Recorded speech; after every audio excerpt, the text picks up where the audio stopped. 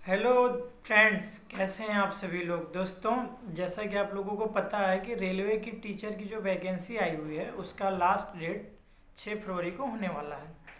तो कुछ लोगों का कमेंट आया था कि इसमें जो रेलवे का जो टेट और सीटेट का मार्क्स जो फिल किया जा रहा है उसमें किसका मार्क्स फिल करना बेटर रहेगा। एक्चुअली देखिए, उसमें ऑप्शन में आपका ना तो सीटेट दे रहा, सिर्फ टेट का ऑप्शन आ रहा है। लेकिन देखिए, ये रेलवे की वैकेंसी है और गवर्नमेंट, सेंट्रल गवर्नमेंट के अंदर में आती है रेलवे।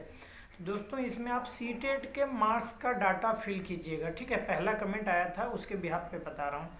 और सबसे पहले तो आप लोगों को बता दूं, जितने भी लोग इस वीडियो को पहली बार देख रहे हैं, थंबनेल देखकर भी समझ गए हों कि इस वीडियो में हम लोग बात करेंगे रेलवे की पूरी जो टीचर की वैकेंसी, इसकी पूरी स्ट्रेटजी के बारे में कि कैसे तैयारी करना है, कैसे किस टाइप के क्वेश्चन आते हैं, रेलवे कहाँ कहाँ से क्वेश्चन ज़्यादा उठाता है, किस टॉपिक से ज़्यादा क्वेश्चन उठाते हैं, और माइनस मार्किंग का क्या इम्पैक्ट पड़ेगा, फॉर्म किसको भरना चाहिए, किसको फॉर्म नहीं भरना चाहिए, हमने अभी तक फॉर्म भर दिया है कि नहीं भरा, सब कुछ डिटेल में बताऊंगा। उससे पहले आप लोगों को बता दूं कि इंडियन रेलवे में एडीएस के पोस्ट पे करेंटली मैं वर्क कर रहा हूं।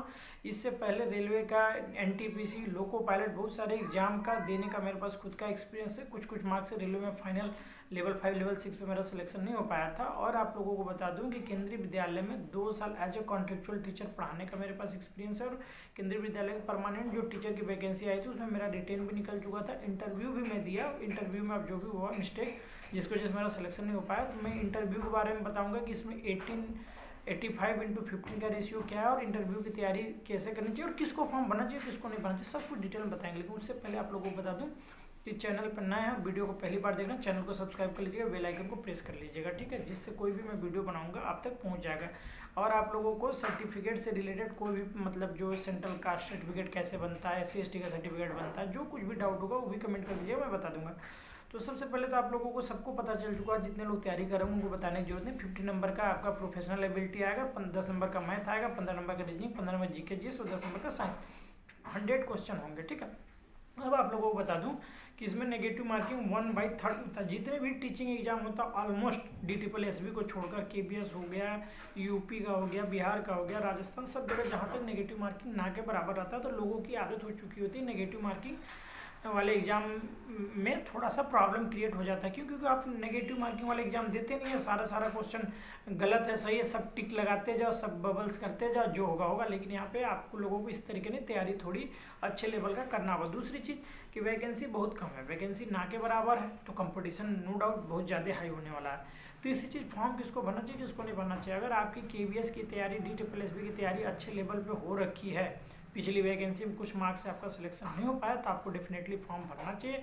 और एकदम आप बिगनर है और आप अगर एग्जाम अप्रैल में अगर जो चल रहा है, जब अप्रैल में एग्जाम हो सकता है, अगर उस बीच में एग्जाम हो जाएगा तो इतनी जल्दी में आपका तैयारी नहीं कर पाएंगे। तो फॉर्म वैसे मेरे हिसाब से, अगर आपके पास फाइनेंशियल इशू नहीं है, पैसे की दिक्कत नहीं, तो फॉर्म सबको भरना चाहिए। एग्जाम देते रहना चाहिए, एग्जाम देने से एक आइडिया मिलता है कि मैं कहाँ पे हूँ और आगे मुझे कितना तैयारी करना है। तो फॉर्म मेरे हिसाब से तो सबको भरना चाहिए, जिसको अगर पैसे का इशू नहीं आ रहा है तो। अब जैसे मैं रेलवे में जॉब कर रहा हूँ तो मैं तो फॉर्म भर चुका हूँ, ठीक है। अब कौन से जोन से भरा हूँ ये आप लोगों को समझ में आ जाना चाहिए। देखिए, आपको उसी जोन से फॉर्म भरना चाहिए जिस जोन में आपको वर्क करने के लिए आप एक तरीके से अपने आप को कंफर्ट जोन में फील करते हैं, ठीक है। दूसरी चीज़, अगर आपकी जॉब कहीं नहीं लगी है और आप जॉब के लिए तैयारी करें, तो इंडिया के किसी कोने में बस टारगेट होना चाहिए जॉब लग जाए। बाद में आपका ट्रांसफर रेलवे 2-4-5 साल में रेलवे ट्रांसफर कर ही देती, कहीं कहीं आपका ट्रांसफर हो ही जाएगा। और आप लोगों को बता दूं, जो सर्टिफिकेट से रिलेटेड इशू है, कुछ लोगों का कमेंट आया था, इसमें OBC का जो भी सर्टिफिकेट कैंडिडेट फॉर्म भरिएगा, OBC का सर्टिफिकेट सेंट्रल गवर्नमेंट का बना हुआ होना चाहिए। अदरवाइज डॉक्यूमेंट वेरिफिकेशन के टाइम पे या तो आपसे एफिडेविट जमा करवाएंगे, अदरवाइज आपको कैंसिल भी कर सकते हैं। तो आपका जो सेंट्रल गवर्नमेंट का OBC फॉर्मेट होना चाहिए, वो भी मैं आपको वीडियो के किनारे लगा दूंगा कि OBC का सेंट्रल फॉर्मेट कैसा होता है, ठीक है।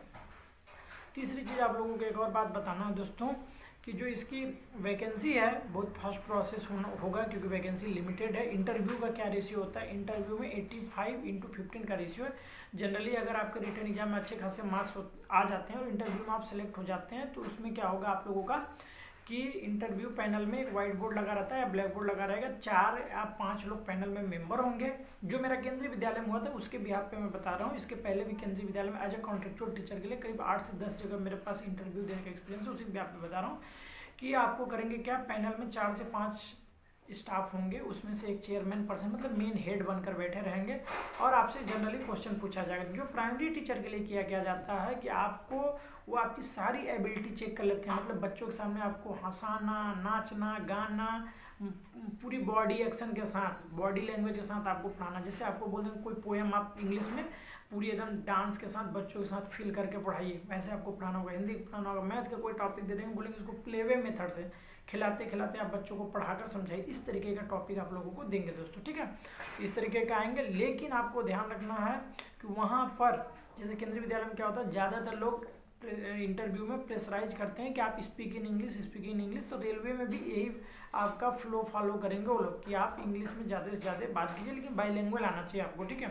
तो आपका इंटरव्यू जिसका ठीक ठाक इंग्लिश हिंदी कॉम्बो में आप इंटरव्यू दे सकते हैं, तो नो डाउट आपका रिटन एग्जाम में मार्क्स आ जाएंगे, तो सिलेक्शन होने के चांसेस ज़्यादा बढ़ जाएगा, ठीक है।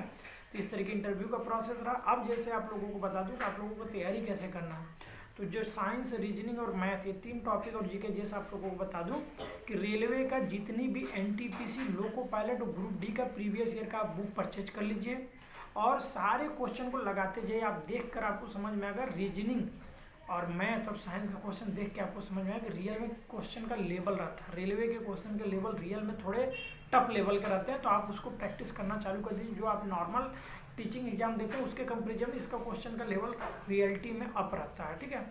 तो इतना आसान नहीं जितना लोग बोल रहे हैं कि एकदम इजीली सिलेक्शन हो जाएगा, क्योंकि वैकेंसी बहुत कम है। लेकिन फॉर्म सब लोग भरिए, तैयारी सब लोग कीजिए और एग्जाम दीजिए। और जो 50 मार्क्स का टीचिंग एबिलिटी है उसको क्या करना है आप लोगों को, जो KVS की प्रीवियस ईयर की तैयारी की उनकी पिछली वैकेंसी में, उनको ज़्यादा कहीं से कोर्स लेने की जरूरत नहीं है। अगर जो नए बच्चे हैं तो आप प्रॉपर किसी का कोर्स लेकर सिस्टमेटिक तरीके से तैयारी कीजिए। अगर आपके पास पैसे का इशू नहीं है, सबसे बड़ी चीज़ मैं बताता हूँ, मैं अभी तक की जितनी भी तैयारी किया हूँ आप लोगों को अपना स्कोर कार्ड लगा दूंगा बगल में। कभी भी कोई कोचिंग नहीं लिया, कहीं कोई कोचिंग नहीं किया हूँ, कोई यूट्यूब चैनल नहीं करता हूँ, पेड कोर्स नहीं करता हूँ, लेकिन मैं सेल्फ स्टडी करता था, मॉक टेस्ट बहुत लगाता था। आप लोग भी क्या कीजिए, मॉक टेस्ट लगाना शुरू कीजिए। और कितने लोग फॉर्म भर चुके हैं कमेंट करके अपने अपने जोन जरूर बताइएगा, कौन से जोन से आपने फॉर्म फिल किया, TGT क्लिक किया, PGT क्लिक किया, ठीक है। चलिए, तो मैं अब ड्यूटी के लिए तैयार हो चुका हूँ, जस्ट अब थोड़े देर बाद में ड्यूटी के लिए निकलूंगा। तो सुबह मैं सोचा एक छोटा सा वीडियो बना दूँ।